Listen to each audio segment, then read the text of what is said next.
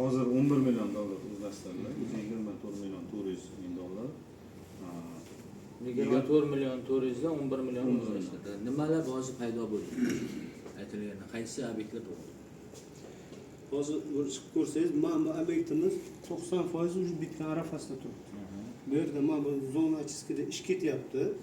Mana bu rezervuarimiz 4 dan 2 tasi bo'ldi. 2 ta rezervuarda ish ketyapti. Nari 2 ta rezervuarimiz bo'ldi, tayyor bo'ldi pashti. Bu yerda litsenziyasi, mayda spamagatin ishlar qilgan. Qolgan yer ishlar va zdaniyalarni уже вторичный spamagatinlar bilan yer ishlarini boshlab oldik. Uni qachon topshiramiz foydalanishga? 21 aprel shartnoma bo'yicha 22 aprel. Birinchi kvartal. 9 oydan keyin ekan-da. Loyihasida o'zi 2 yil. Nima deysiz, Dorlimat? 2 yil ko'rsatib, murojaatda hozir men loyihani yana bir qayta o'rgandim. Hozir 60 ming metr kub bir kunda hozir oqova suvni tozalaydi. Hozir mana keyinchalik Qarshi shaharida o'sha aholisini 2030-yilga borib tumanlardan qo'shilish hisobi 700 mingga chiqadi.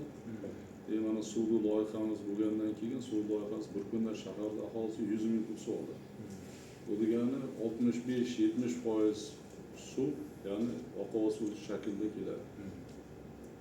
Bundan savol berdim, keyinchalik loyihani kengaytirish mumkinmi? Albatta hozir ikkita blok 30 mingdan 60 ming kub olayotgan bo'lsa, keyinchalikka borib 90 ming kubga chiqarish imkoniyati bor.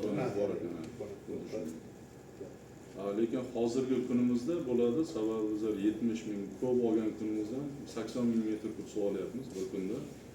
Shuni agar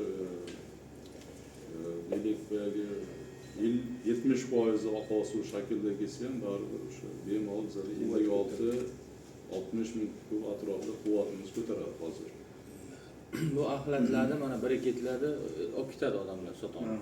Biogaz shaklida qishloq xo'jaligi ishlatsa bo'lar ekan, bularning yaxshi tomoni bu texnologiyada suvni to'liq ajratib olib o'sha 95% tozalangan suv ham ertaga qayta ikkilamchi ishlatish ustida qishloq xo'jaligi boshqada foydalanish mumkin ekan. Ajratib olingan briketlar ham hammasi xavfsiz, biologik tomonidan tozalangan holatga olib kelingan ekan.